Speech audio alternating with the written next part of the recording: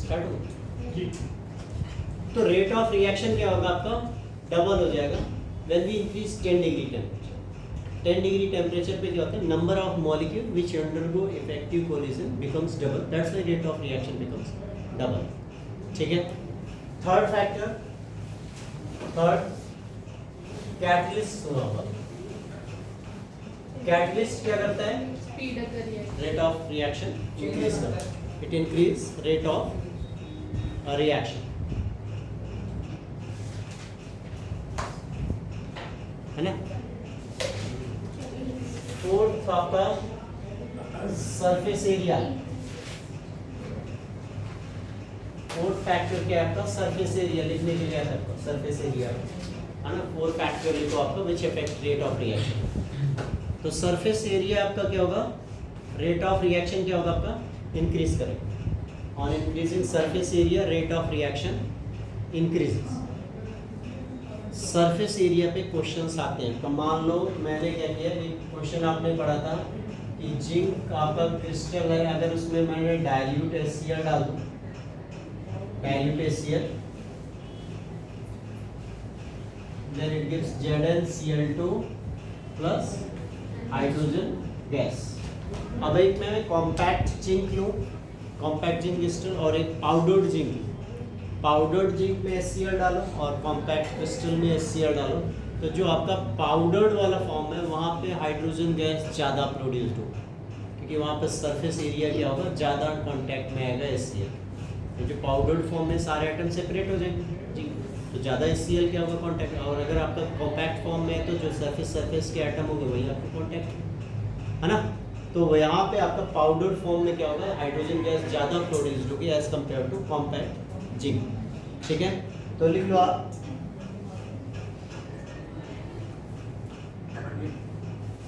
Compact zinc, इसी का लिख रहा सरफेस एरिया, ये लिख लिया ना, on increasing surface area rate of reaction increase, इसमें लिख लो compact zinc crystal produces more hydrogen gas, produces more hydrogen gas with dilute HCl, with dilute HCl than zinc powder. Wait. Produces less hydrogen gas than zinc powder. Compact zinc crystal produces less hydrogen gas with dilute HCl than zinc powder, है ना, क्योंकि zinc powder में surface area क्या होगा, ज़्यादा होगा, वहाँ पे ज़्यादा आपका, है ना, और इसमें सरफेस एरिया क्या होगा आपका, कम होगा। ठीक है, तो लिख लेना आपका पाउडर्ड जिंक और ब्रैकेट के अंदर लिख लो मोर सरफेस एरिया।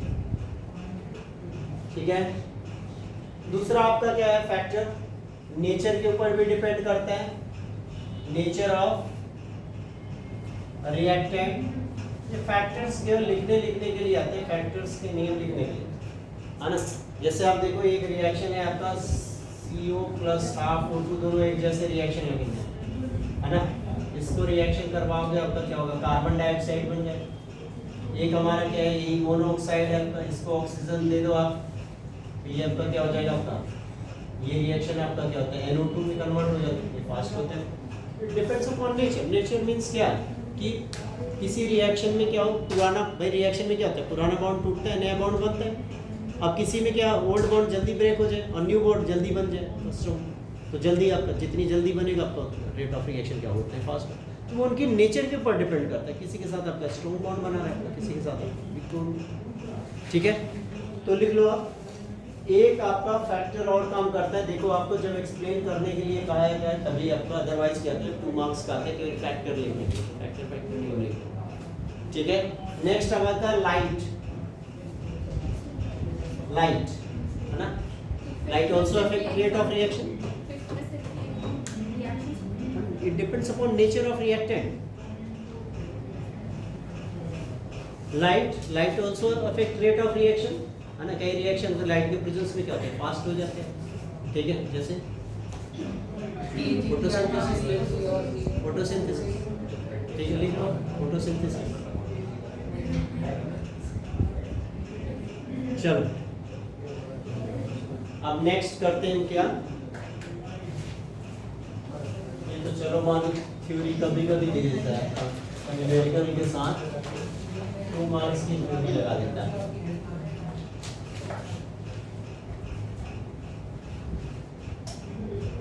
नेक्स्ट देखो आप, ऑर्डर ऑफ रिएक्शन।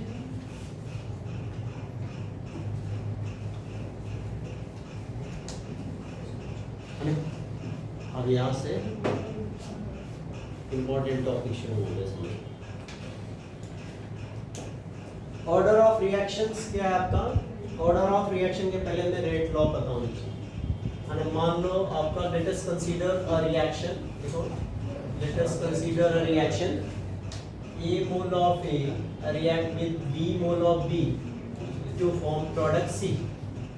एक रिएक्शन लिखा हमने, A mole of A plus B mole of B gives product C।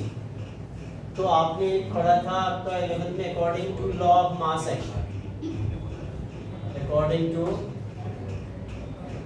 Law of mass action.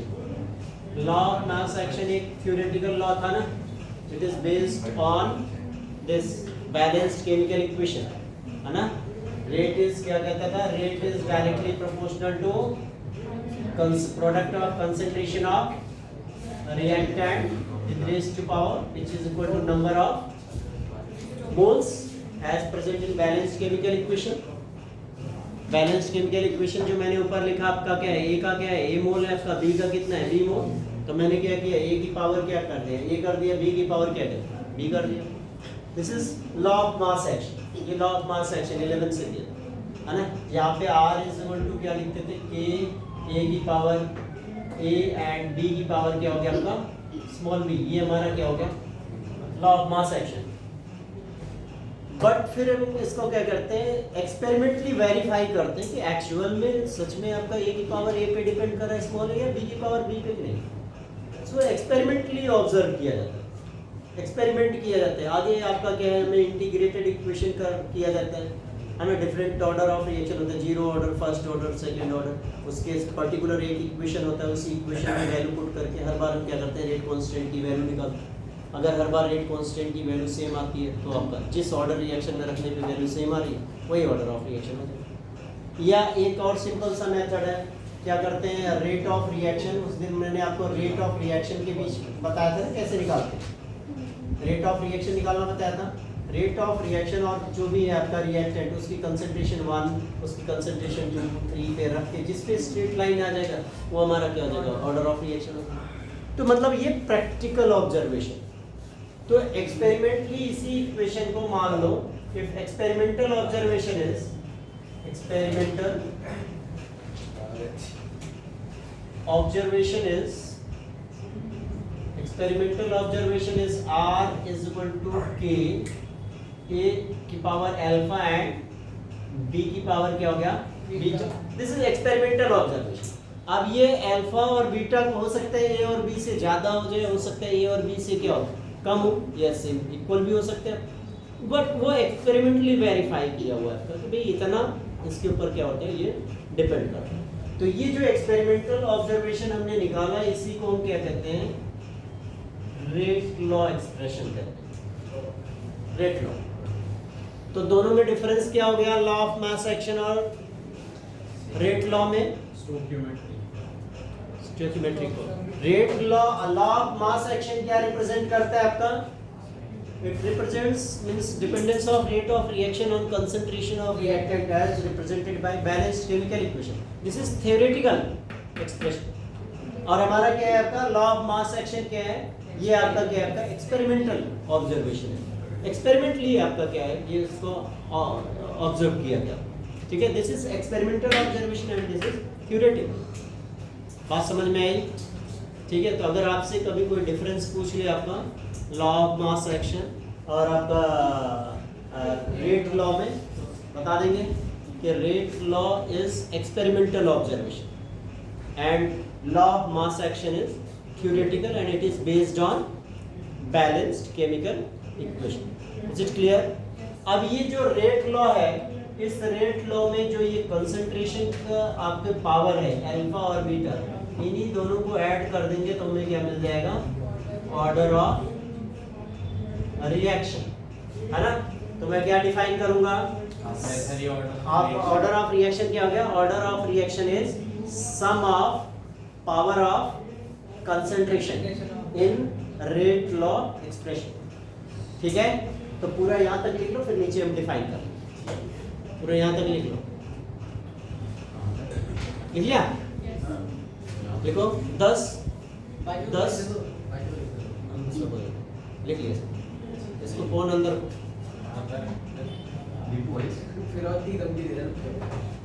10 order of reaction, 10 order of reaction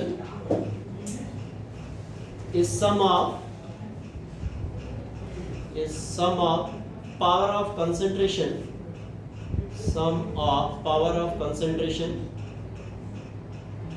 in rate law expression, power of concentration in rate law expression। ठीक है, अब देखो if आगे लिखो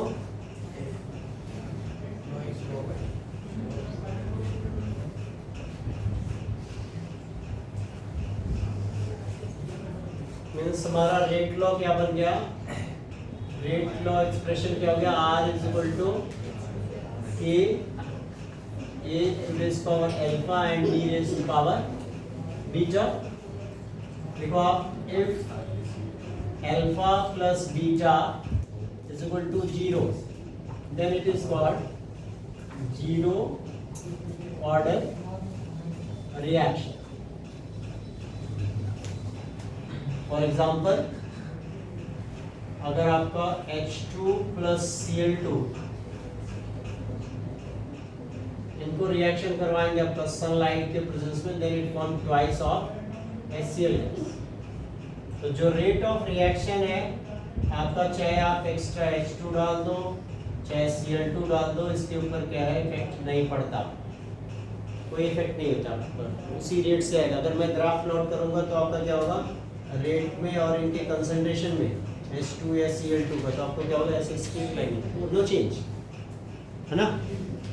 तो इसका मतलब क्या है, ना तो H2 के कंसंट्रेशन पे डिपेंड कर रहा है, ना तो Cl2 के कंसंट्रेशन। तो आपका क्या हो जाएगा, आपका जीरो ऑर्डर के केस में R is equal to K, है ना, हो जाएगा ना।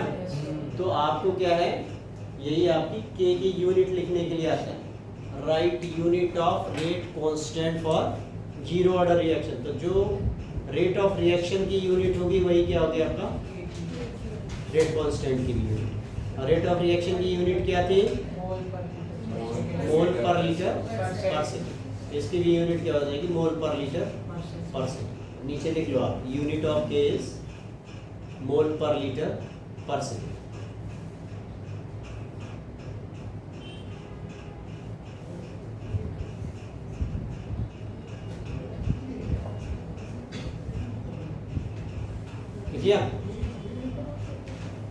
अच्छा, फिर इसके बाद आपका क्या है कि अल्फा प्लस बीटा की वैल्यू 1 हो जाए तो फर्स्ट, 2 हो जाएगा तो सेकंड ऑर्डर, है ना। तो नेक्स्ट आपका if alpha plus beta is equal to first 1 then it is first order reaction, है ना, फर्स्ट ऑर्डर रिएक्शन। जैसे अभी देखो आप ये इक्वेशन देखने में आपका क्या है, लॉग मास एक्शन के अकॉर्डिंग क्या है आपका, ये कंसंट्रेशन की पावर क्या है, 2 पे डिपेंड करना चाहिए, N2O5 है। बट अगर प्रैक्टिकली जब ग्राफ प्लॉट किया गया रेट ऑफ रिएक्शन और N2O5 की पावर 1, N2O5 की 2, N2O5 की 3 या 0 पे, तो देखा गया कि स्ट्रेट लाइन क्या है, इसकी पावर 1 पे मिल रहा है। ये आपका क्या है, फर्स्ट ऑर्डर रिएक्शन। तो रेट ऑफ रिएक्शन क्या है आपका, जो इसका रेट लॉ देखा गया आपका, वो आपका क्या है कि N2O5 की क्या है, this is practical observation, experimental observation, इसकी पावर 1 पे डिपेंड कर रहा है, 2 पे डिपेंड नहीं कर रहा है। जबकि आपका रिएक्शन में क्या है, 2 मोल्स है ना। तो ये आपका लॉ ऑफ मास एक्शन के अकॉर्डिंग 2 होता है, बट आपका एक्सपेरिमेंटली ऑब्जर्वेशन किया गया, इसका मतलब ये हमारा एक्सपेरिमेंटल ऑब्जर्वेशन का मतलब क्या है, हमारा ये rate law expression, rate law expression इसका ही है, तो इसलिए ऑर्डर ऑफ रिएक्शन इसका क्या हो जाता है, फर्स्ट हो गया, है ना। तो इसकी यूनिट कैसे निकलेगी, इसकी यूनिट कैसे निकलेगी, ये आपका K इक्वल टू क्या होगा, R अपॉन में ये आपका आ जाएगा कंसंट्रेशन, ये स्क्वायर ब्रैकेट कंसंट्रेशन है मोल पर लीटर, तो आपका रेट की जो यूनिट है मोल पर लीटर पर सेकंड में से क्या होगा, मोल पर लीटर आपका क्या होगा, कैंसिल हो जाएगा, तो इसकी यूनिट क्या आ जाएगी, यूनिट ऑफ K क्या आ जाएगा बच्चों, सेकेंड इनवर्स, है ना। या तो एक नीचे आप बना लो, क्योंकि आपको यूनिट निकालने के लिए जरूरत है ना। रेट कांस्टेंट की unit, zero order, first order, second order, third order, किसी के लिए भी आ जाए, तो अपना एक फॉर्मूला क्या है कि मोल पर लीटर पर second upon mole per litre की power n is equal to unit of K, और n इज इक्वल टू क्या हो जाएगा आपका, ऑर्डर ऑफ रिएक्शन, जिस ऑर्डर रिएक्शन को आपको निकालने के लिए दिया जाए आप उसका क्या n की वैल्यू कर दो। जैसे जीरो ऑर्डर का है, इसकी पावर n की वैल्यू जीरो कर दो, 1 हो जाएगा, और जो यूनिट मोल पर लीटर पर सेकेंड 1 कर दो, तो मोल पर लीटर से मोल पर लीटर क्या होगा, कैंसिल हो जाएगा, पर सेकेंड आ जाएगा। 2 कर दो आप, है ना, मोल पर लीटर से मोल पर लीटर कैंसिल हो जाएगा, एक मोल पर लीटर पर बच जाएगा, तो मोल इनवर्स लीटर सेकेंड इनवर्स। तो हर आप ऑर्डर ऑफ रिएक्शन की, क्योंकि एक क्वेश्चन आपको ऑर्डर ऑफ रिएक्शन की यूनिट, रेट कांस्टेंट की यूनिट निकालने के लिए आता है, तो आप इस फॉर्मूले से आप निकाल सकते हो, चाहे जीरो हो, फर्स्ट हो, सेकेंड हो, सबके, ठीक है। तो फॉर्मूला लिखो आप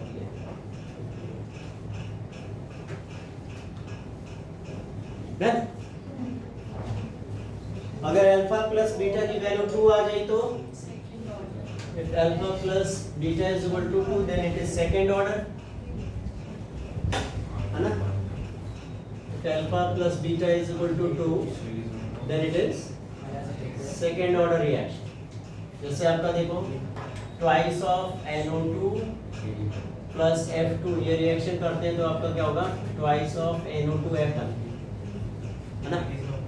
तो अगर लॉ ऑफ मास एक्शन देखो तो NO2 की पावर 2 और F2 की पावर 1, बट आपका जो रेट लॉ है, आपका रेट लॉ में आपका देखा गया आपका क्या है, ये rate is equal to K NO2 की पावर 1 एंड F2 की पावर 1, ऑर्डर ऑफ रिएक्शन क्या हो गया आपका 2, ठीक है। यूनिट आपको निकालना पहले ही बता दिया।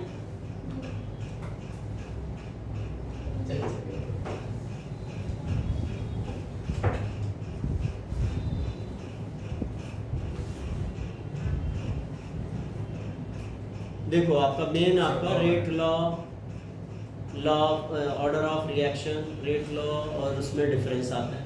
ये सिंपल सा डिफाइन करने के लिए आता है, ऑर्डर ऑफ रिएक्शन डिफाइन करने के लिए यूनिट ऑफ रेट कांस्टेंट, ऐसा कुछ नहीं first order, second order, third order, example एक एक पढ़ बाय चांस आ जाए, अदरवाइज क्या है ऐसा कुछ भी कुछ ऐसा आता है। लेकिन क्वेश्चन कैसे आता है, हाँ बोलो क्या कह रहे हो, किसकी आप निकालो, अभी देखो फॉर्मूला लिखवाया तो है, आप देखो ना पीछे फॉर्मूला रखा है, वहाँ n की वैल्यू 2 रख के निकालो, mole inverse, litre inverse, second inverse, mole भी इनवर्स, लीटर भी इनवर्स और सेकंड भी इनवर्स, पक्का करके देखो। सर ये मतलब ऐसे ही क्वेश्चन आ जाएगी, क्वेश्चन में क्वेश्चन आएगी, तो फिर रिएक्शन याद करने के लिए फर्स्ट ऑर्डर का ये सेकंड ऑर्डर, फिर ये कैसे करेंगे, ये तो मैं आपको बता रहा हूँ, तो एक्सपेरिमेंटल ऑब्जर्वेशन, एक दो ऐसे फॉर्मूला आप एक एक लर्न कर लो, लेकिन आप ऐसे हर बिना प्रैक्टिकल किए हम आपको कैसे पता चलेगा, समझ रहे हो। तो इसीलिए मैं कह रहा हूँ ऐसा कुछ नहीं पूछा जाता कि बताओ कौन सा आपका फर्स्ट सेकंड ऑर्डर, आपका सेकंड ऑर्डर, थर्ड ऑर्डर, वो आपको मेंशन किया रहेगा this is first order reaction, और उसके अकॉर्डिंग हमें क्या करना पड़ेगा, न्यूमेरिकल करना पड़ेगा, ठीक है। बात समझ में, एक दो मैं कह रहा हूँ कि एक दो मैंने एग्जांपल लिखवा दे, एक दो एग्जांपल पढ़ लो, बट ऐसा कुछ नहीं है क्वेश्चन, क्वेश्चन का मतलब वही है, ऑर्डर ऑफ रिएक्शन डिफाइन करो, यूनिट निकालो, रेट लॉ क्या होता है आपका, लॉ ऑफ मास एक्शन क्या होता है, ये है समझ में आएगा। बाकी क्वेश्चन कैसे आता है, जैसे मान लो कहेगा आपका क्या है, लिख लो आप एक क्वेश्चन, सर इसमें NO2 के ऊपर 2 क्यों नहीं आया, अरे ये रेट लॉ तो वही है, 2 आ जाता तब तो लॉ ऑफ मास एक्शन नहीं हो जाता, रेट वाला सबकी लेवल नॉर्मल हो गया, रेट लॉ तो एक्सपेरिमेंटली ऑब्जर्व किया जाता है कि एक्चुअल में कितना डिपेंड कर रहा है। लिखो, मान लो एक रिएक्शन है आपका, देखो आप in a reaction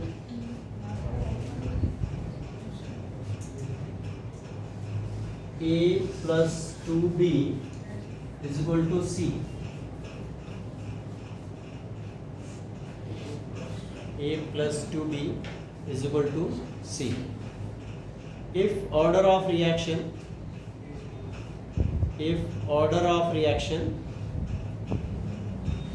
with respect to A,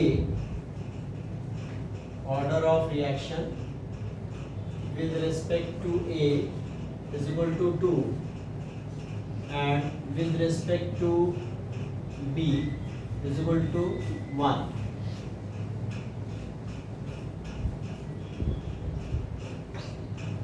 Then what is rate of reaction? Then what is rate of reaction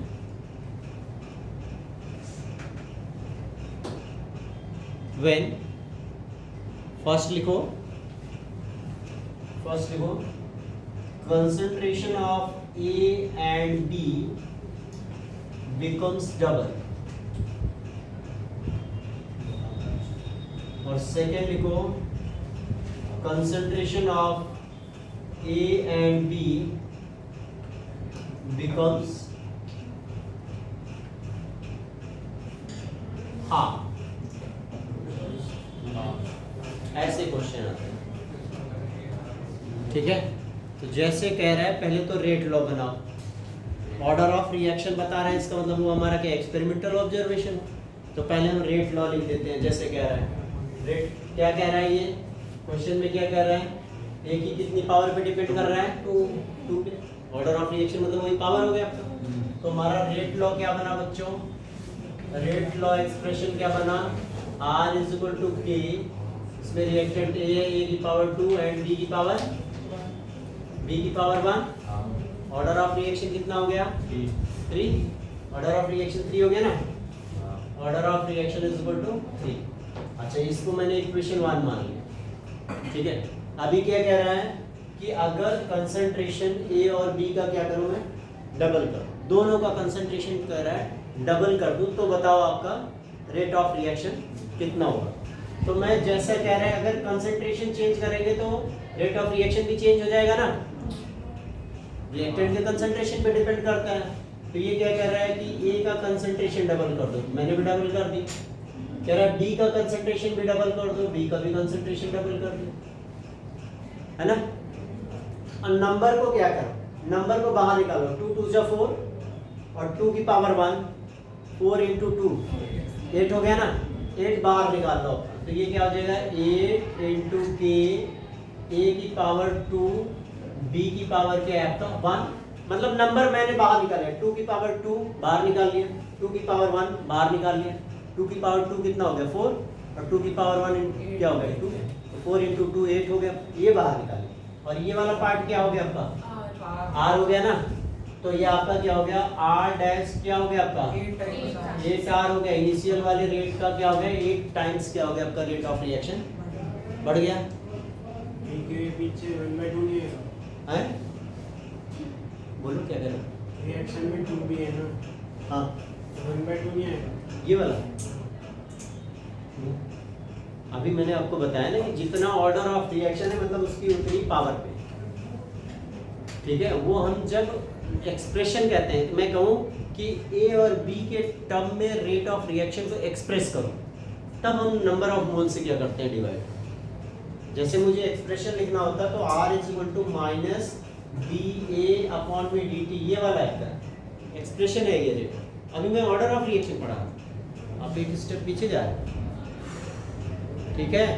order of reaction जिसका जितना कहते हैं ऑर्डर ऑफ रिएक्शन, उस रिएक्टेंट की उतनी पावर लिखो, है ना। एक्सपेरिमेंटल ऑब्जर्वेशन यही तो है, ठीक है। अब दूसरा वाला आप खुद करो, सेकेंड पार्ट इसका 1/4 पक्का, 1/8 मैं अरे जैसे 1 2 1/2 हाँ वो करना भूलिएगा। हाँ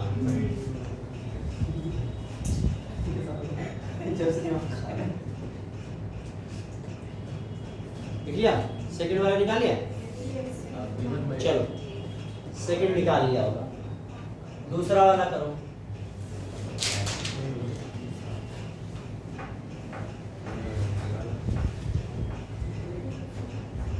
देखो आप in a reaction A changes to B in a reaction क्या हुआ गड़बड़ कर दिया क्या in a reaction when concentration of reactant in a reaction A changes to B when concentration of reactant becomes double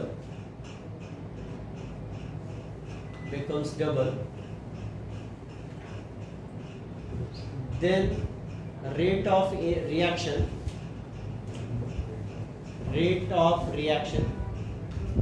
when concentration of reactant becomes double reactant मतलब A reactant है ना becomes double then rate of reaction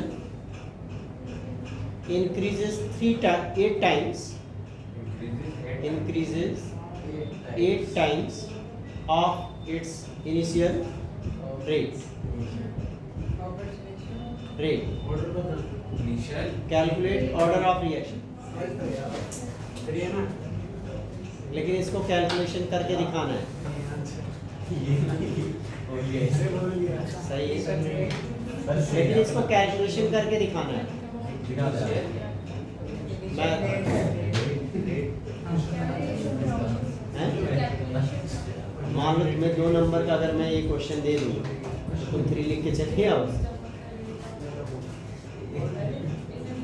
जैसे इसको calculate किया पिछला वाला किया ऐसे इसको करो सेम वही है आपका वैसे 2 इक्वेशन बना लो और सॉल्व कर लो आया यस मी करो जल्दी करो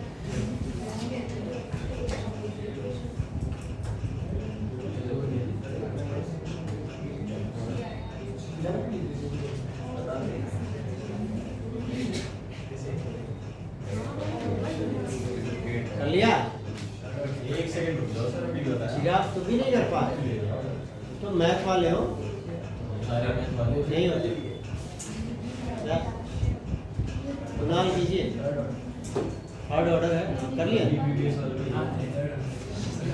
याद है रेटर क्वेश्चन याद नहीं हो सॉल्व करो ऐसे तुरंत ही बता दिया थर्ड सॉल्व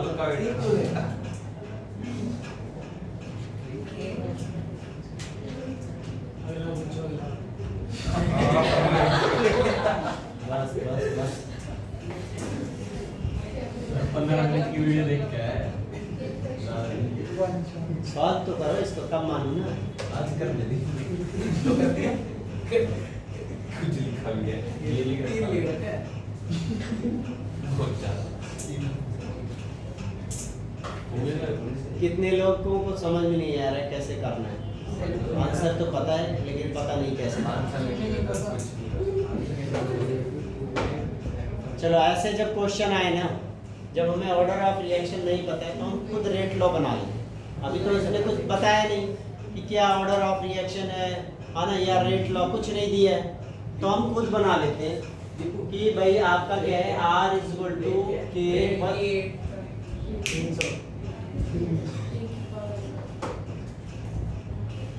R सामने देखो दीपक R = A की पावर क्या हो गया आपका अल्फा हमने खुद बना लिया है ना अल्फा में नहीं पता यही निकालना है अभी लेकिन आगे क्या कहा है मान लो ये हमारा फर्स्ट इक्वेशन आगे क्या कह रहा है कि जब मैं कंसंट्रेशन डबल कर रहा हूँ है ना कि ये इसकी जगह पे क्या है 2A कर रहा हूँ ठीक है अल्फा रहने तो इनिशियल रेट का क्या होगा कितना हो गया 8 टाइम्स क्या हो गया रेट ऑफ रिएक्शन बढ़ गया 8R लिख सकते हैं अच्छा मैं इस नंबर को जैसे पिछली बार बाहर किया था बाहर कर लो तो ये क्या हो जाएगा 2 की पावर अल्फा को बाहर निकाल लो तो 2 की पावर अल्फा को बाहर निकाल दिया तो क्या होगा k इंटू ए की पावर क्या होगा अल्फा, और ये k इंटू ए की पावर अल्फा क्या है r लिख सकते हैं ना, तो क्या हो गया 8r इज इक्वल टू 2 की पावर अल्फा इंटू r, ये क्या हो गया आपका 8 इज इक्वल टू क्या हो गया 2 की पावर अल्फा, 2 की पावर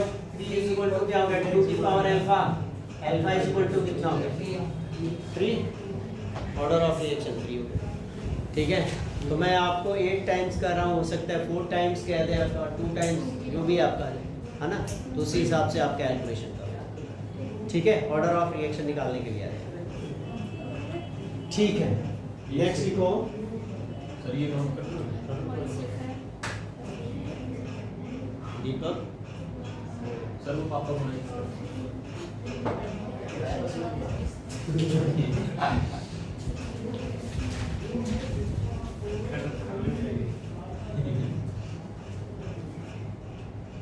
हो गया। नेक्स्ट लिखो मॉलिक्यूलरिटी ऑफ रिएक्शन, बड़ा आसान सा चैप्टर, इसमें एक भी नंबर कटते नहीं वैसे। मॉलिक्यूलरिटी ऑफ रिएक्शन,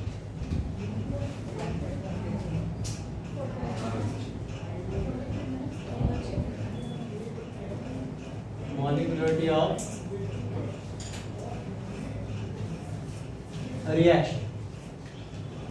अभी जैसे मैंने अभी कोलिजन थ्योरी के बारे में बात कर रहा था कि रिएक्टेंट के मॉलिक्यूल क्या करते हैं, कोलाइड करते हैं। कोलिजन होता है रिएक्टेंट में, और रिएक्टेंट जिस कोलिजन के बाद रिएक्टेंट प्रोडक्ट में कन्वर्ट हो जाता है उसको हम क्या कहते हैं, इफेक्टिव कोलिजन। तो वही आपका जितने मॉलिक्यूल कोलाइड करते हैं एक साथ और वो प्रोडक्ट में कन्वर्ट होते हैं उसी को मॉलिक्यूलरिटी। कितने मॉलिक्यूल हो सकते हैं, ये तो अकेले हो, जैसे आपने SN1 रिएक्शन पढ़ा है, SN1 में पढ़ा था ना, केवल एल्काइल हैलाइड होता था, केवल एक ही आपका तो यूनिमॉलिक्यूलर रिएक्शन होता है ना। एक आपने बाई मॉलिक्यूल पढ़ा था, एल्काइल हैलाइड के साथ क्या न्यूक्लियोफाइल भी होता था, बाई मॉलिक्यूलर रिएक्शन होता था। तो जितने रिएक्टेंट के मॉलिक्यूल होते हैं आपका वही आपका कहते हैं मॉलिक्यूलरिटी। ट्राई मॉलिक्यूलर हो सकता है, इससे ज़्यादा नहीं। 4 मॉलिक्यूल हो गए तो सोचो चारों मॉलिक्यूल एक दूसरे को एक ही साथ कोलाइड करें, दिस इज नॉट पॉसिबल। 5 हो गया, बिल्कुल नहीं। 6 हो गया, बहुत सारे जिसमें मॉलिक्यूल है, 3 से ज़्यादा है आपका। ऐसे केस में क्या होता है, सारे मॉलिक्यूल एक साथ कोलाइड नहीं कर सकते, तो ऐसे केस में क्या करते हैं, स्टेप वेट कोलिजन होता है। कुछ मॉलिक्यूल पहले स्टेप पे कोलाइड करके एक इंटरमीडिएट बना दिया, बाकी आप क्या होगा उस इंटरमीडिएट से फिर कोलाइड करेंगे, अगला बनेगा, अगला। तो डिफरेंट स्टेप में होता है, जिसको आप क्या बोलते हो, मैकेनिज्म ऑफ रिएक्शन। और मैकेनिज्म ऑफ रिएक्शन में जो सबसे स्लोएस्ट स्टेप होता है उसी के ऊपर क्या होता है, रेट ऑफ रिएक्शन डिपेंड करता है। ठीक है, तो अगर रिएक्शन एक स्टेप में कंप्लीट होता है तब उसको उस रिएक्शन को बोला जाता है एलिमेंट्री रिएक्शन। और रिएक्शन अगर एक से ज़्यादा स्टेप में कंप्लीट हो रहा है, जिसमें मैंने कहा मैकेनिज्म, तो उसको हम बोलेंगे कॉम्प्लेक्स रिएक्शन। ठीक है, मतलब each step of complex reaction is elementary reaction. ठीक है, तो मॉलिक्यूलरिटी लिख लो आप। अच्छा, मॉलिक्यूलरिटी और ऑर्डर ऑफ रिएक्शन में क्या डिफरेंस है, चलो इधर आओ।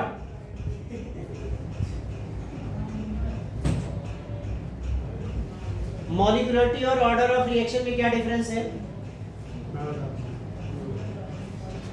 एक तो एक्सपेरिमेंटल है, नहीं, एक 0 हो सकता है, एक नहीं हो सकता। कौन 0 हो सकता है, कौन नहीं हो सकता? ये नहीं हो सकता। मॉलिक्यूलरिटी 0 नहीं हो सकता। अभी ऑर्डर ऑफ रिएक्शन पढ़ा था आपने, 0 हो सकता है। कुछ ना कुछ मॉलिक्यूल क्या करेंगे, कोलाइड करेंगे, है ना। तो मॉलिक्यूलरिटी आपकी 0 नहीं हो सकती, ऑर्डर ऑफ रिएक्शन। एक तो आप डिफरेंस लिख लेना डेफिनेशन का, है ना, कि जितने मॉलिक्यूल कोलाइड करते हैं प्रोडक्ट बनते हैं, दैट इज मॉलिक्यूलरिटी। दूसरा, आपका मॉलिक्यूलरिटी कभी भी फ्रैक्शन में नहीं होगा। आपने पढ़ा ना, आपका ऐसा नहीं 1.2 मॉलिक्यूल, 2.5 मॉलिक्यूल, हमेशा होल नंबर में होगा, यूनिमॉलिक्यूलर, बाइमॉलिक्यूलर, ट्राइमॉलिक्यूलर, है ना। लेकिन आपका ऑर्डर ऑफ रिएक्शन फ्रैक्शन में भी आ सकता है। जैसे एक रिएक्शन है H2 plus Br2 gives twice of HBr, और इसमें जो रेट ऑफ रिएक्शन है वो आपका क्या है, H2 की पावर 1 और Br2 की पावर क्या है आपका हाफ। ऑर्डर ऑफ रिएक्शन क्या हो गया 3/2 3/2 है ना, फ्रैक्शन में होता है। ऑर्डर ऑफ रिएक्शन फ्रैक्शन में आ सकता है बट मॉलिक्यूलरिटी फ्रैक्शन में नहीं आ सकता। तो मॉलिक्यूलरिटी और ऑर्डर ऑफ रिएक्शन में बच्चों डिफरेंस आता है, ठीक है। तो एक डेफिनेशन लिख दो आपका, ये लिख दो आपका, ठीक है। आपका 0 नहीं हो सकता, आपका एक वो लिख दो, 3 से ज़्यादा नहीं हो सकता, ये 3 से ज़्यादा हो सकता है आपका ऑर्डर ऑफ रिएक्शन, ठीक है। तो डेफिनेशन लिख लो, मॉलिक्यूलरिटी लिख लो आप, नंबर ऑफ मॉलिक्यूल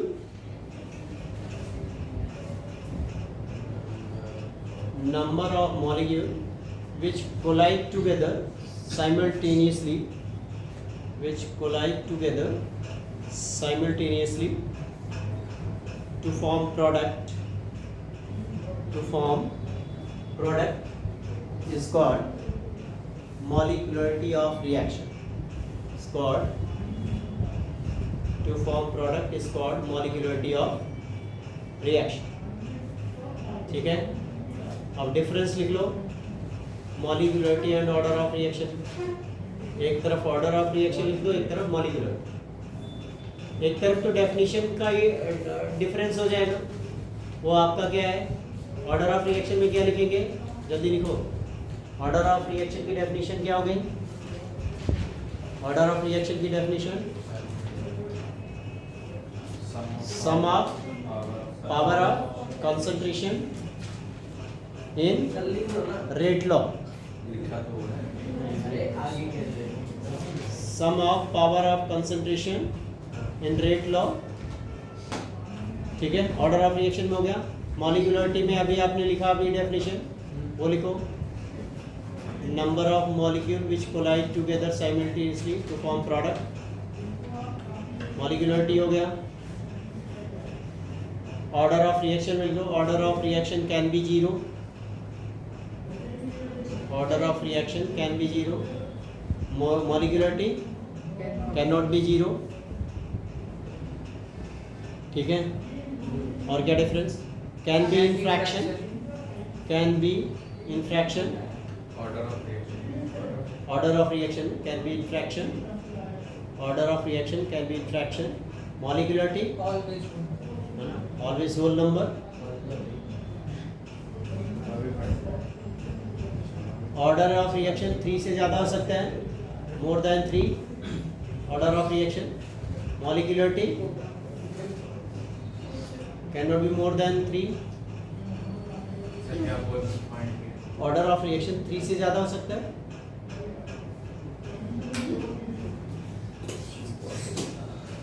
ठीक है, लिख लिया। नेक्स्ट लिखो आप एलिमेंट्री रिएक्शन, ये भी एक नंबर की डिफाइन करने के लिए आया, एलिमेंट्री रिएक्शन। अभी हमने मैकेनिज्म ऑफ रिएक्शन करना है इसमें। अच्छा, ऐसे बच्चों ने एक बार पेपर दिया था कि twice of HCl gives H2 या HI दिया, H2 प्लस I2 है ना, what is molecularity of reaction, जितने मॉलिक्यूल लिखे होंगे वही, दिस इज बाई मॉलिक्यूलर है ना। अगर एक होता तो यूनिमॉलिक्यूलर, 3 होता तो ट्राइमॉलिक्यूलर, ठीक है। बस समझ में आई बात। तो आपको अभी बोर्ड में ही क्वेश्चन था, ऐसे क्वेश्चन लिखा था, what is order molecularity of reaction, ठीक है। मॉलिक्यूलरिटी पूछ सकते हैं, ऑर्डर ऑफ रिएक्शन हम एक्सपेरिमेंटल ऑब्जर्वेशन के बिना नहीं बता सकते, ठीक है। तो लिखो आप elementary reaction, reaction which is completed in one step, reaction which is completed in one step is called elementary reaction, elementary reaction which is completed in one step is called elementary reaction, ठीक है। दूसरा लिखो complex reaction, ये सब एक एक number के छोटे छोटे डेफिनेशन आते हैं। कॉम्प्लेक्स रिएक्शन है ना, कॉम्प्लेक्स जैसे मैंने कहा कि ना सारे मॉलिक्यूल एक साथ कोलाइड नहीं कर सकते। जैसे मान लो 10 मॉलिक्यूल है तो क्या करते हैं, वो स्टेप वाइज में कोलिजन करते हैं, कुछ पहले कोलाइड करके इंटरमीडिएट बनाया, फिर कोलाइड किया, फिर कई स्टेप में होते हैं। तो जो रिएक्शन कई स्टेप में कंप्लीट होता है उसी को हम कॉम्प्लेक्स। तो लिखो आप, reaction which is completed in more than one step, which is completed in more than one step called complex reaction, है ना। अब इसमें जैसे मान लो बच्चों ए आपका क्या है डी में कन्वर्ट हो रहा है, दिस इज मेन रिएक्शन। अब ये क्या है, इसका मैकेनिज्म हो गया आपका, कई स्टेप में हो रहा है आपका। पहले आपका पहले स्टेप में क्या हुआ, ए आपका क्या हो गया बी में कन्वर्ट हो गया। फिर आपका क्या है सेकंड स्टेप में क्या हो गया, बी आपका क्या हो गया सी में कन्वर्ट हो गया। थर्ड स्टेप में क्या हो गया, सी आपका क्या हो गया डी। तो फाइनल प्रोडक्ट यही बनाना, ये आपका नेट रिजल्ट क्या बना, ए आपका डी में कन्वर्ट हो गया। मान लो ये वाला रिएक्शन क्या है स्लो है, ये वाला रिएक्शन क्या है फास्ट है, ये वाला रिएक्शन आपका फास्ट है। तो जो रेट ऑफ रिएक्शन है वो किसके ऊपर डिपेंड करेगा, जो इसमें सबसे स्लोएस्ट स्टेप होगा उसके ऊपर रेट ऑफ रिएक्शन है ना। तो इसी स्लो स्टेप पे क्या करेंगे हम, रेट लॉ लिखेंगे। तो रेट लॉ क्या बन जाएगा, R इक्वल टू क्या हो जाएगा कि स्लो स्टेप कौन सा ये वाला, यहाँ पे कंसंट्रेशन ए की पावर कितना हो जाएगा आपका 1। अगर यहाँ पे कंसंट्रेशन 2 होता, अगर मोल्स आपके 2 होते तो उसकी पावर 2 हो जाता, ठीक है। तो जो स्लो स्टेप में रिएक्टेंट होगा उसके जितने मोल होंगे उतने उसके उतने पावर, ठीक है। तो मेरा कहने का मतलब कि जब आपका कई स्टेप में रिएक्शन होते हैं तो जो रेट ऑफ रिएक्शन है वो आपका क्या होता है, स्लोएस्ट स्टेप के ऊपर डिपेंड करता है, फास्ट स्टेप के ऊपर डिपेंड नहीं करता, ठीक है। अब देखो जैसे मैकेनिज्म आपको क्या है, मैं एक रिएक्शन लिख रहा हूँ इससे, लिख लिया, सबने लिख लिया? हाँ सर।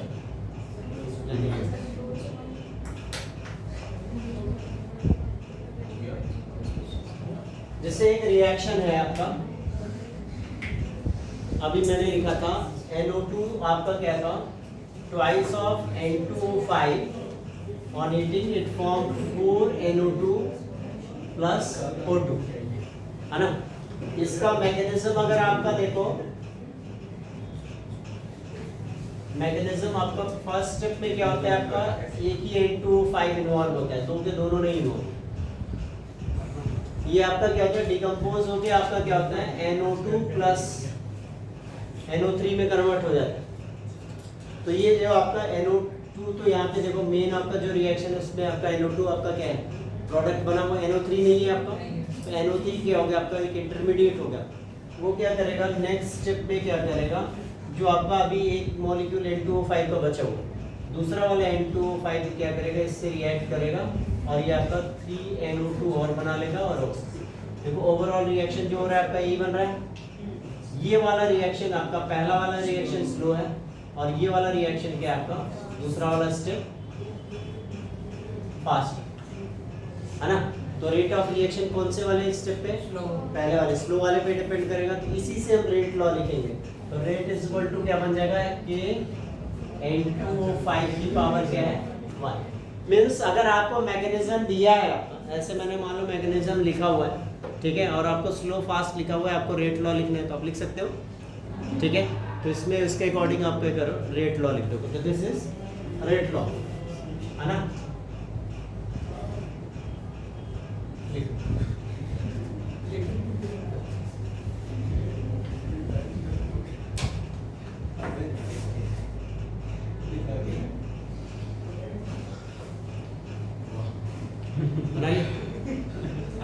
नेक्स्ट लिखो integrated equation.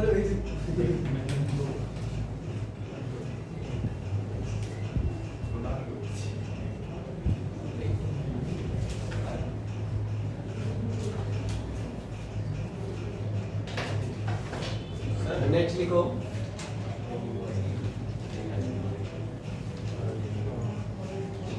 Integrated equation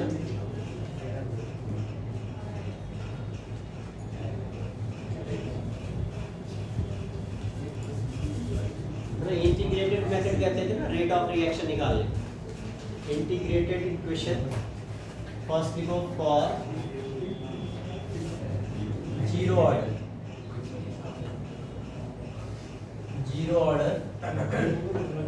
reaction.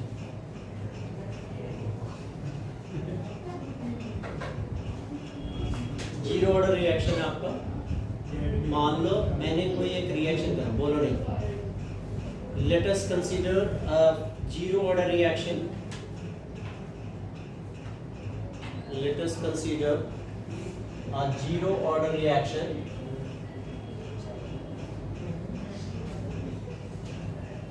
ये देखो A changes to P in which initial concentration of reactant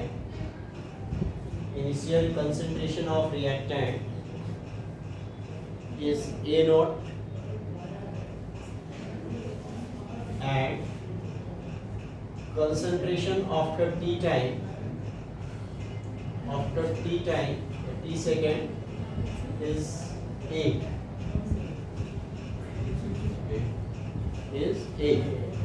है ना। देन आपका अगर मुझे एक्सप्रेस करना हो रिएक्टेंट के टर्म में बच्चों तो क्या हो जाएगा आपका R इज इक्वल टू क्या आ जाएगा माइनस dA/dt, ये रेट हो गया रिएक्टेंट के टर्म में इज इक्वल टू के ऑर्डर ऑफ रिएक्शन के टर्म में लिख रहा हूँ। जीरो ऑर्डर का मतलब क्या हो गया रिएक्टेंट की पावर जीरो, यही ना। तो ये आपका क्या हो जाएगा, मैं इसको और क्या लिख सकता हूँ, रेट की जगह पे मैं ये वाला लिखूंगा minus dA is equal to K dt लिख सकते हैं ना भाई। ये क्या हो गया, k के इक्वल हो गया, dt इधर कर दिया, k dt हो गया आपका। तो दिस इज इक्वेशन 1।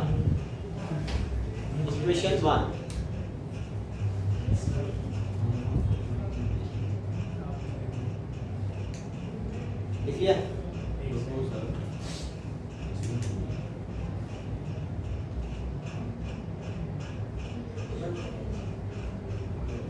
मतलब अभी हमने क्या करना है, इस डिफरेंशियल इक्वेशन को क्या करना है, इंटीग्रेटेड इक्वेशन, ठीक है। तो इंटीग्रेशन कर दो ऑन इंटीग्रेटिंग अबव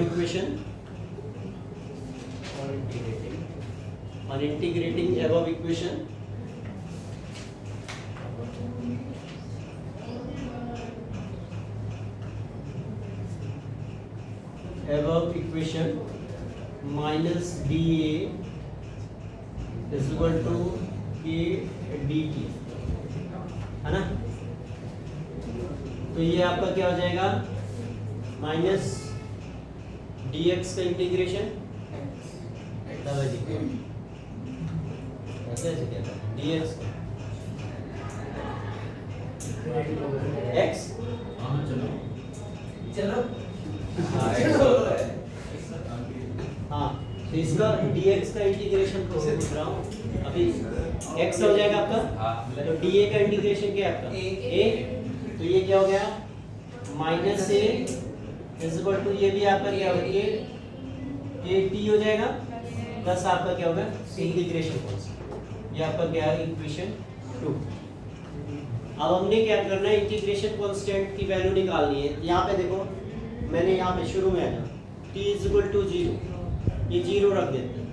तो इनिशियल कंसंट्रेशन ये नहीं होगा, कंसंट्रेशन क्या होगा इनिशियल कंसंट्रेशन a नॉट लेंगे, तो यहाँ पे ये वैल्यू रखते हैं, t की वैल्यू 0, ये पूरा टर्म 0, a की जगह पे क्या हो जाएगा a नॉट, तो c किसके इक्वल हो जाएगा a नॉट के इक्वल हो जाएगा। तो अगर मैं लिख देता हूँ if t is equal to 0 और t इज इक्वल टू 0 लेंगे तो a की जगह पे क्या लेना पड़ेगा, हमें a नॉट लेना पड़ेगा, है ना। तो देन इसमें वैल्यू पुट कर दो तो c इज इक्वल टू क्या आ जाएगा माइनस a नॉट। तुम दोनों आगे आ जाओ, पहले आ जाओ फिर मैं पढ़ाऊं। वो पास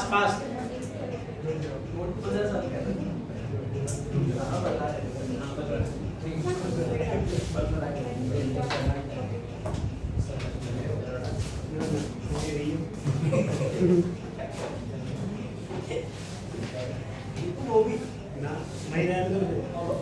कौन है बात करती है?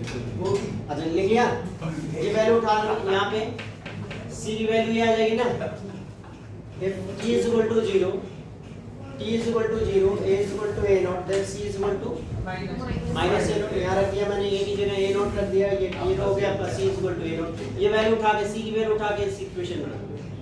on putting value of c in equation 2, तो क्या बन जाएगा?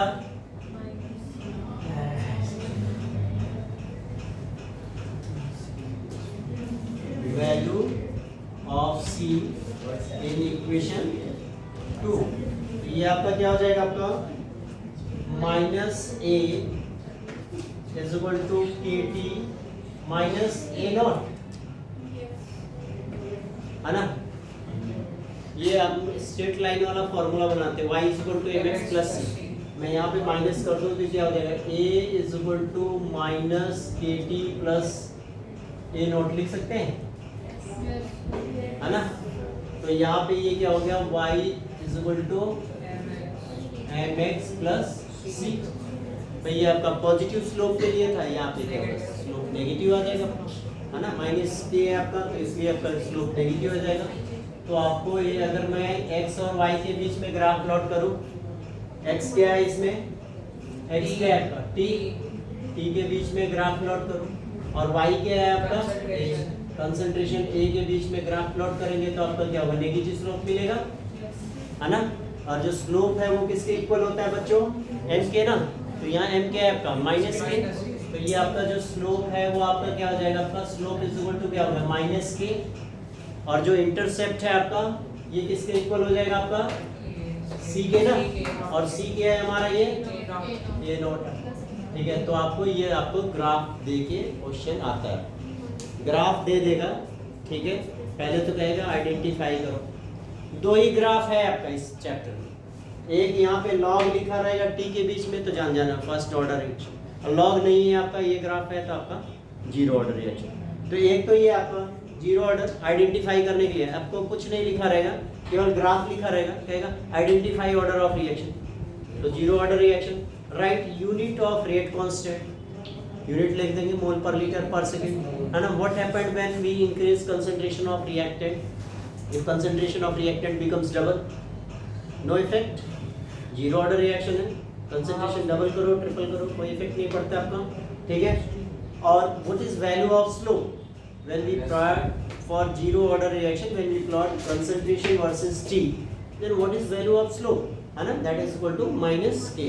तो ऐसे कुछ आपका इनडायरेक्ट क्वेश्चन आता है, डायरेक्ट क्वेश्चन नहीं आता मेरा कहने का।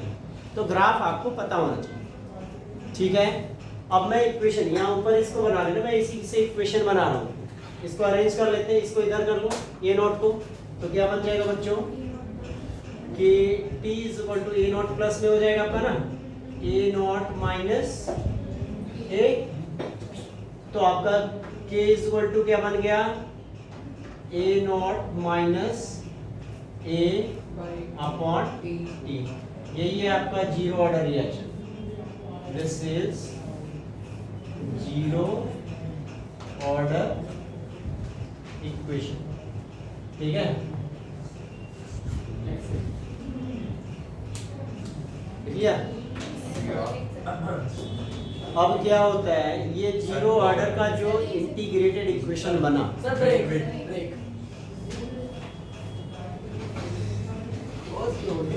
जीरो ऑर्डर का जो आपका इक्वेशन बना है आपका, ये क्या करते हैं? हिट एंड ट्रायल मेथड से क्या करते हैं? आइडेंटिफाई करते हैं, जस्टिफाई मतलब क्लियर करते हैं कि भाई ये जीरो ऑर्डर है कि नहीं। जैसे मैंने कहा था एक्सपेरिमेंटल मेथड से आइडेंटिफाई किया जाता है कि जीरो ऑर्डर है कि नहीं। हर ऑर्डर ऑफ रिएक्शन के एक पर्टिकुलर इक्वेशन है, अभी फर्स्ट ऑर्डर में भी डिराइव करेंगे, सेकेंड ऑर्डर में भी होता है। तो आपका क्या है कि हम एक्सपेरिमेंट करते हैं, एक्सपेरिमेंट करके 10 मिनट के बाद शुरू में कंसंट्रेशन मेजर कर लिया भाई कितने कंसंट्रेशन, फिर 10 मिनट के बाद या 10 सेकंड के बाद देखा भाई कितना है आपका, टाइट्रेशन करके निकाल लिया कि कंसंट्रेशन इतना हो। 20 मिनट के बाद निकाल लिया, 30 मिनट के बाद कर लिया, 40 मिनट के बाद कर लिया। कंसंट्रेशन हमने एक टेबल बना लिया, ऑब्जर्वेशन टेबल बना लिया कि भाई शुरू में जब टाइम 0 था तो कंसंट्रेशन 50 मोल था, मोल पर लीटर। फिर 10 मिनट के बाद आपका क्या हो गया, आपका 40 हो गया आपका। नेक्स्ट के बाद आपका 30 मोल पर लीटर हो गया आपका, फिर 10 मोल पर लीटर हो गया आपका, डिफरेंट टाइम इंटरवल। तो यहाँ वैल्यू पुट करते जाओ, के की वैल्यू निकालते जाओ। इनिशियल कंसंट्रेशन वही रहेगा 50 मोल, है ना। 10 मिनट के बाद आपका जितना हुआ ए नॉट जितना बचा हुआ यहाँ वैल्यू पुट करके के निकालो, फिर 20 के बाद निकाल लो यहाँ वैल्यू पुट करके, फिर 30 के बाद। अगर हर बार के की वैल्यू सेम आ रही है इस इक्वेशन में पुट करने पे तो आपका जीरो ऑर्डर रिएक्शन है, नहीं आ रही तो जीरो ऑर्डर रिएक्शन नहीं है। ये इंटीग्रेटेड मेथड होता है। जैसे मैंने एक आपको ग्राफ मेथड बताया था, ये एक इंटीग्रेटेड मेथड है जिससे हम क्या कर सकते हैं, ऑर्डर ऑफ रिएक्शन, जैसे कहते हैं ना, मैंने कहा कि प्रैक्टिकली ऑब्जर्व किया जाता है, ये आपका कि सारा डेटा निकालते हैं, प्रैक्टिकल करते हैं, सारा डेटा कलेक्ट करते हैं और फिर क्या करते हैं, इक्वेशन में क्या करते हैं, वैल्यू पुट करते हैं। ये भी एक मेथड है, इसको इंटीग्रेटेड मेथड बोलते हैं। ठीक है, बना लिया। अब आपके पेपर में क्या है, सिंपल सा 1 नंबर या ऑब्जेक्टिव टाइप क्वेश्चन में ही पूछा जाता है आपका कि जैसे आपको सारा डिटेल दिया रहेगा, आप इसमें से कोई एक चीज़ मिस रहेगा, हो सकता है रेट कांस्टेंट दिया हो, है ना, टाइम पूछ ले या आपका सब कुछ दिया हो, time, rate constant, initial concentration दिया हो, फिर रिमेनिंग कंसंट्रेशन पूछ ले आपका कितना 20 मिनट के बाद कितना कंसंट्रेशन है, वो आपका क्वेश्चन के ऊपर डिपेंड करेगा। अब तो सिंपल सा आता है ऑब्जेक्टिव टाइप क्वेश्चन, इससे कोई आपका बहुत बड़ा क्वेश्चन नहीं आता, है ना। नेक्स्ट इसी में है आपका क्या, लेकिन हाँ ग्राफ वाले से क्वेश्चन आता है ना, 2 नंबर का क्वेश्चन बना देते हैं, उसमें आपका ऑर्डर ऑफ रिएक्शन आइडेंटिफाई करो, स्लोप निकालो, या मान लो रेट कांस्टेंट की वैल्यू दे देगा आपका, ठीक है, स्लोप की वैल्यू निकालने के लिए है ना, यूनिट लिखो, रेट कांस्टेंट, डिफरेंट कई क्वेश्चंस बन जाते हैं अगर आपको ऑर्डर ऑफ रिएक्शन पता है। एक टॉपिक आता है इसी में, half life period, half life period of zero order reaction, है ना, जीरो ऑर्डर रिएक्शन का हाफ लाइफ पीरियड निकालना। हाफ लाइफ पीरियड क्या होता है, आपने न्यूक्लियर केमिस्ट्री में भी पढ़ा होगा, न्यूक्लियर फिजन वाले में, जितने टाइम पीरियड में वो कोई भी आपका जो सब्सटेंस अपने इनिशियल अमाउंट का क्या हाफ हो जाए, है ना, जैसे आपका क्या होता है, यूरेनियम होता है आपका, न्यूक्लियर फिजन होता है ना, टूटता है छोटे न्यूक्लियस में कन्वर्ट होता है, तो जितने टाइम में हाफ हो जाता है। यहाँ पे केमिकल रिएक्शन में यहाँ पे हम क्या कहेंगे कि जितने टाइम में रिएक्टेंट अपने इनिशियल कंसंट्रेशन का हाफ हो जाए, उसी को हाफ लाइफ पीरियड कहते हैं। ठीक है, तो लिख लो आप, time period in which concentration of reactant becomes half, concentration of reactant becomes half of its initial concentration, half of its initial concentration। ठीक है, अब देखो फॉर जीरो ऑर्डर रिएक्शन, अब जीरो ऑर्डर का आपको कहेगा हाफ लाइफ पीरियड निकालो। For zero order reaction आपको जीरो ऑर्डर इक्वेशन पता है, फॉर जीरो ऑर्डर रिएक्शन, सारे जीरो ऑर्डर के लिए आपने फॉर्मूला निकाला क्या, K is equal to A naught minus A upon T। अब ये कह रहा है कि हाफ लाइफ पीरियड पे निकालो, तो एट हाफ लाइफ पीरियड को कैसे लिखेंगे, अब टाइम को क्या लिखेंगे, T1/2 लिखेंगे, है ना।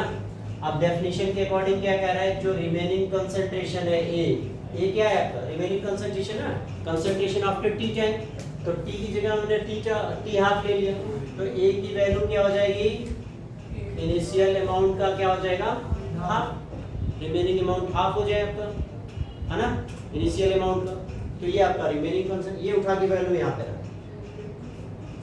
इस वैल्यू को यहाँ पे रख दो, टी की जगह क्या होगा, टी हाफ हो जाएगा, ए नॉट वही रहेगा, ए की जगह पे क्या लिखेंगे, ए नॉट अपॉन, क्योंकि एक डेफिनेशन है ना हाफ लाइफ पीरियड का, जितने टाइम में अपने इनिशियल अमाउंट का क्या हाफ हो, तो हाफ लाइफ पीरियड पे ए की वैल्यू क्या होगी, ए नॉट बाई 2 हो जाएगा। ये वैल्यू उठा के रखो, तो k इज इक्वल टू क्या हो जाएगा, ए नॉट माइनस ए की जगह पे क्या लिखेंगे, A naught by 2 upon T, T की जगह पे क्या लिखेंगे आप, टी हाफ लिखेंगे, तो T half is equal to क्या हो जाएगा, T half is equal to A naught, यहाँ एलसीएम ले लेना, ए नॉट अपॉन 2k हो जाएगा, k क्या है आपका कांस्टेंट, तो जीरो ऑर्डर के केस में half life period initial concentration के डायरेक्टली प्रोपोर्शनल होता है ना। तो ऐसे क्वेश्चंस आपको क्या है पूछेगा, एक रिएक्शन है इसमें हाफ लाइफ पीरियड जो है इनिशियल कंसंट्रेशन के डायरेक्टली प्रोपोर्शनल है, आइडेंटिफाई करो ऑर्डर ऑफ रिएक्शन, तो T1/2 दिखेगा,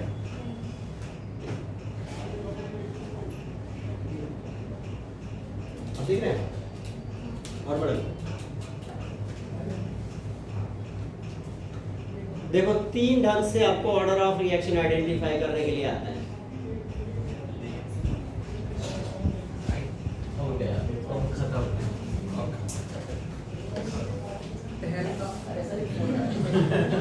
तो जो मैंने क्या कहते हैं क्लास स्टार्ट कर तभी सर एक फोन आया था तो अपना एक Direct में? मैं फोन पढ़ाऊँ सर बाकी मुझे क्लासेस स्टार्ट करने के लिए बोला था ना। अपनी जगह पे फोन ले लेंगे। देखो सर आज तो आएगी हाँ ये भी सही है। अच्छा मेरी बात सुनो ध्यान से। सर फोन आया तो काट लो अच्छा, ठीक। चलो काट दो जो आपका क्या है 3 टाइप से मैं कह रहा हूँ क्वेश्चन बन सकता है। या तो आपको ग्राफ दे देगा, कहेगा ऑर्डर ऑफ रिएक्शन आइडेंटिफाई करो। दूसरा ऐसे हिंट दे देगा कि हाफ लाइफ पीरियड क्या है, कंसंट्रेशन के डायरेक्टली प्रोपोर्शनल। तीसरा आपका क्या है, तीसरे में रेट कांस्टेंट लिख देगा कि रेट कांस्टेंट की वैल्यू ये है। ठीक है, ऑर्डर ऑफ रिएक्शन कहीं मेंशन नहीं करेगा। तो रेट कांस्टेंट के साथ जो वैल्यू, उसके साथ जो यूनिट रहेगी ना, यूनिट देख के आइडेंटिफाई कर लें। ठीक है, क्योंकि आप हर ऑर्डर का आपको यूनिट निकालना आ गया, उसमें देख लेना कि उसमें किसके इक्वल हो रहे, वही ऑर्डर ऑफ रिएक्शन है ना। ध्यान रहेगा, क्योंकि कभी कभी डायरेक्ट क्वेश्चन नहीं आता, हमेशा इनडायरेक्ट क्वेश्चन आता है। समझ में आएगा। नेक्स्ट लिखो। अच्छा अब फर्स्ट ऑर्डर देखो कितना टाइम है। क्वेश्चन लिखो, डेरिवेशन कर देते हैं, न्यूमेरिकल अगले क्लास में ये सेम है डेरिवेशन। और फर्स्ट ऑर्डर रिएक्शन लिखो।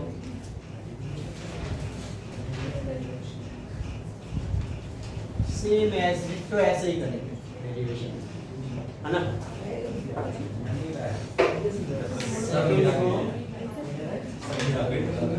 और first order reaction.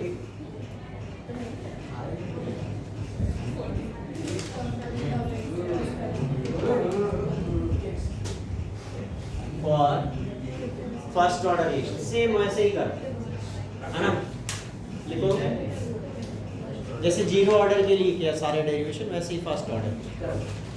Late us consider a first order reaction. Let us consider a first order reaction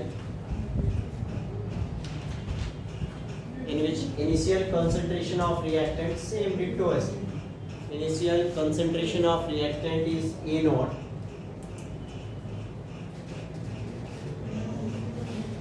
Initial concentration of reactant is A naught, and concentration of reactant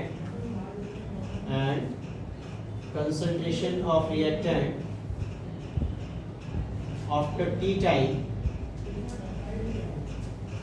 becomes A.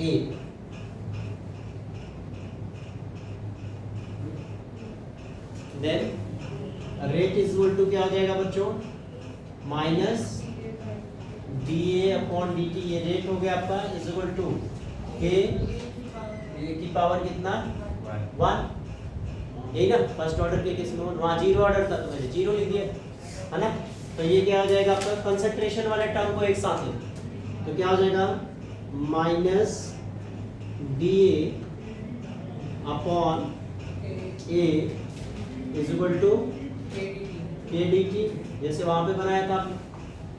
ठीक है, अब इसको क्या करेंगे हम, integration करेंगे on integrating above equation. Integrating above equation ये आपका क्या होगा, minus dA upon dt upon A is equal to k dt, है ना। और dx अपॉन x का इंटीग्रेशन ln x होता है ना। तो यहाँ पे हम x की जगह पे ये है तो ln a हो जाएगा आपका। तो ये क्या लिख देंगे, minus ln a is equal to kt plus c। फिर वही c की वैल्यू निकालनी है है ना। सी की वैल्यू कैसे निकालेंगे, अभी ले लेते हैं सी की वैल्यू। टी की वैल्यू क्या ले लेते हैं, 0, टी 0 ले लेते हैं। टी 0 ले लेंगे तो ए की कंसंट्रेशन क्या हो जाएगा आपका, A naught, means A is equal to क्या हो जाएगा आपका, ए नॉट। रिमेनिंग कंसंट्रेशन क्या हो, अब इनिशियल कंसंट्रेशन हो जाएगा आपका। देन सी की वैल्यू क्या हो जाएगी, minus L N A naught, ठीक है। यहाँ टी 0 रख दिया, ठीक है। ए की जगह पे क्या होगा, ए नॉट लग दिया आपका, तो सी इज इक्वल टू क्या होगा, एल एन ए नॉट होगा। ये वैल्यू उठा के इसमें रख दो, इक्वेशन इसको 2 बना लो। On putting value of C, लिख लो, on putting value of C in equation 2, क्या बनेगा आपका, minus L N A is equal to 80 minus L N A naught, है ना। जी सर। ये भी वही y is equal to F X plus C वाला फॉर्मूला बन गया ना। तो मैं अगर ग्राफ प्लॉट करूं, देखो आप, एल एन ए और टी के बीच में ग्राफ प्लॉट करूंगा तो क्या होगा, सेम वही स्लोप की वैल्यू क्या आ जाएगी, slope is equal to minus K, और इंटरसेप्ट क्या आ जाएगा आपका, एल एन ए नॉट, है ना। वही सेम ग्राफ है, देखो आप, टी और वहां पे ए और टी के बीच में ग्राफ किया था, यहाँ पे एल, लेकिन अगर एल एन की जगह पे यहाँ लॉग लिखा रहेगा ना, तो यहाँ पे स्लोप इज इक्वल टू क्या आ जाएगा, माइनस के अपॉन 2.303। तो ये स्लोप नेगेटिव, क्यों माइनस के, ये नीचे तो जा रहा है, देखो इसको माइनस करो, ये प्लस हो जाएगा, माइनस ये प्लस हो जाएगा, ठीक है। बट आपको ग्राफ ऐसे भी आ सकता है बच्चों, बात वही है आपका, ये आपको पता ही होगा। ये टी के बीच में ग्राफ प्लॉट करोगे तो यहाँ पे जो स्लोप इज इक्वल टू होगा आपका, वो क्या होगा, माइनस के अपॉन में 2.303, ठीक है। लॉग को ये नहीं लिखते, नेचुरल लॉग होता है 2.303 लॉग, तो एलएन क्या, नेचुरल लॉग, बेस ई वाले होते हैं, हाँ हाँ, वही होते हैं। 2.30 अभी लिखता हूँ, अभी देखो, अभी ये स्लाइड बता, सर तो 2 मिनट अभी मैं लिख रहा हूँ, हाँ। एल एन ए क्या है, कहाँ पे, ये सुपर ग्राफ ये L N A naught, intercept क्या होगा, इंटरसेप्ट क्या होता है, ये हो जाएगा ना।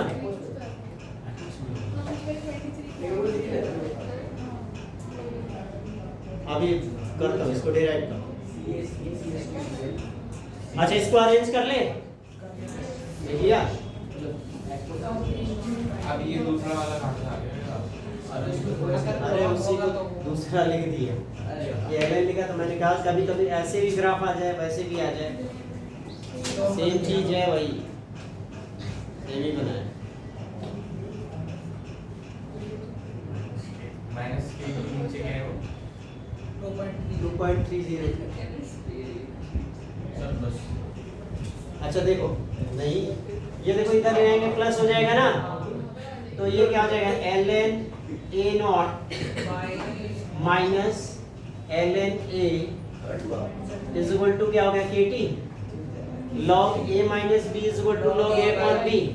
तो ये आपका L N A naught upon में ए इज इक्वल टू क्या लिख सकते हो, के टी, इसी को लिखते हैं 2.303 लॉग, ये क्या लिखते हैं, के टी इज इक्वल टू, के इज इक्वल टू लिखोगे क्या, 2.303 upon T into log initial concentration upon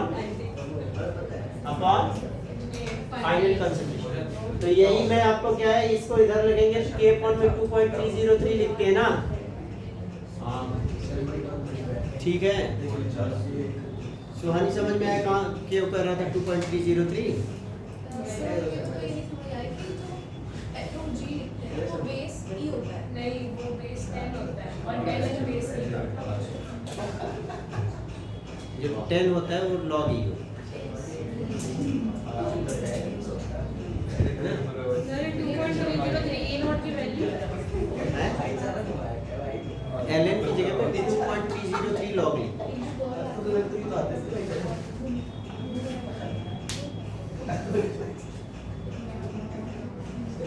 अच्छा ठीक है, आप ये बताओ log a अपॉन b का जो आप एक्सपोनेंशियल फॉर्म में लिखोगे तो क्या लिखोगे? एक्सपोनेंशियल फॉर्म में बी लॉग और ln a अपॉन में b को क्या लिखोगे? हैं?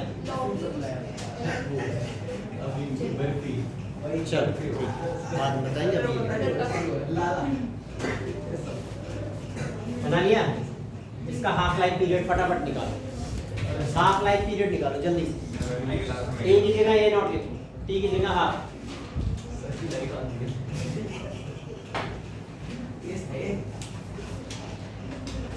हाफ लाइफ पीरियड लिखो जल्दी। यहाँ लिख लेना this is first order reaction. यहाँ लिखे this is for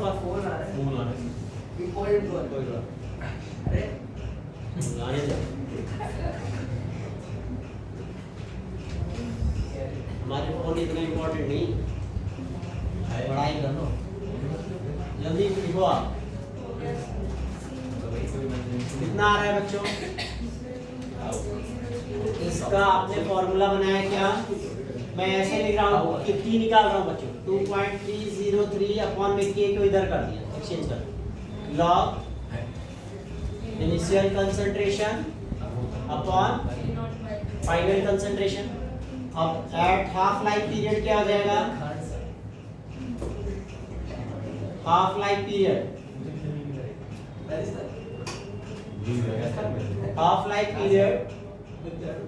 A is equal to A naught upon 2 है ना, ये वैल्यू उठा के रखो। तो यहाँ पे क्या हो जाएगा? t की जगह पे क्या हो जाएगा? T1/2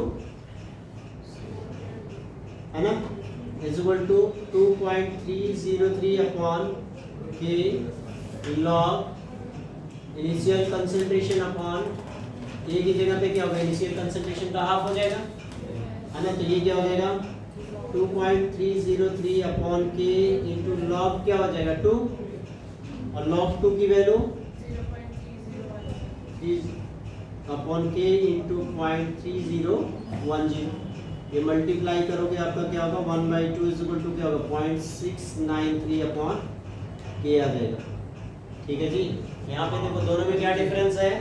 जीरो ऑर्डर और फर्स्ट ऑर्डर रिएक्शन में यहाँ पे किसी इनिशियल कंसंट्रेशन के ऊपर डिपेंड बनेगा, तो ये डिफरेंस है आपका। अगर कहते हैं इनिशियल कंसंट्रेशन पे हाफ लाइफ पीरियड डिपेंड कर रहा है तो जीरो और नहीं डिपेंड कर रहा है तो फर्स्ट ऑर्डर। अगले क्लास में इसी पे न्यूमेरिकल करेंगे। अरे यहाँ पे वहाँ इनिशियल ए नॉट है नहीं, इसके ऊपर डिपेंड नहीं कर रहा है। Zero order initial zero order में जैसे था सेकंड ऑर्डर में आपके तीनों से प्रोपोर्शनल हो जाएगा।